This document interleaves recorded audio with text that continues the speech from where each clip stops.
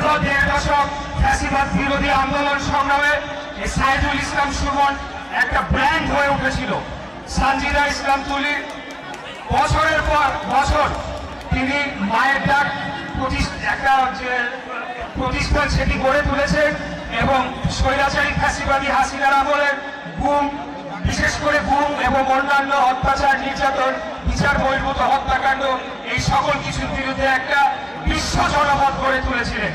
আমাদের 24-এর গণঅভ্যুত্থান যেটি হয়েছিল তার অন্যতম প্রেক্ষাপট রচনার জন্য মায়ের ডাক এবং সানজিদা ইসলাম তুলি, এবং সেটার জন্য সর্বোচ্চ আত্মত্যাগ দিয়েছেন আপনাদের কৃতি সন্তান সাইদুল ইসলাম সুমন। তাই আজকে তাকে গভীর শ্রদ্ধা করে স্মরণ করছি। আরো স্মরণ করছি দীর্ঘ 1.5 দশক ফ্যাসিবাদ বিরোধী আন্দোলন সংগ্রামে সকলে যারা গুম হয়েছেন, শহীদ হয়েছেন, বিশেষ করে 24-এর গণঅভ্যুত্থানের সকল শহীদদের গভীর শ্রদ্ধা করে স্মরণ করছি, তাদের আত্মার মাগফিরাত কামনা করছি। এত লক্ষ লক্ষ দর্শকের সমাগম দেখা যাচ্ছে চমৎকার মাঠের পূর্ব প্রান্ত দিয়ে জার্সি নাম্বার 13 পুতুল রাখতে পারলেন না। চলে যান, আমাদেরকে সুযোগের কাছে সুযোগ থেকে আবারও আলমগীর শেষ পর্যন্ত গোলটি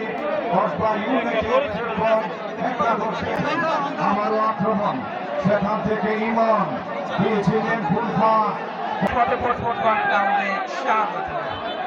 বাংলাদেশ জাতীয়তাবাদী দল বিএনপির রাজপথের উদ্দেশ্যে নিবেদিত সাজিদুল ইসলাম সুমন সিটি ফুটবল টুর্নামেন্ট 2026-এর দিচ্ছে শেখ কামারা টোকাদের সামনে দাঁড়িয়েছেন আক্রমণে যে মুহূর্তে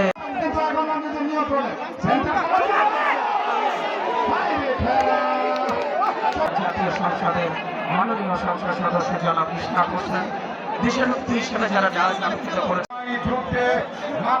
বিরুদ্ধে সেই স্লোগানকে সামনে রেখে খেলা দেখতে পারতেছে না, একটা বিশৃঙ্খলা হচ্ছে।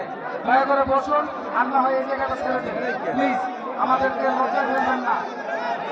পতন হচ্ছে ফুটবল এবং সেই ফুটবলের নান্দনিক একটা আয়োজন এই জনাব মোহাম্মদ আব্দুল মান্নান, মাননীয় সংসদ সদস্য জনাব মোহাম্মদ কামরুজ্জামান ইসলাম সুমন এবং এই আয়োজনের সাথে যারা সম্পৃক্ত, যাদের অক্লান্ত পরিশ্রম দিচ্ছে পৃষ্ঠপোষক হিসাবে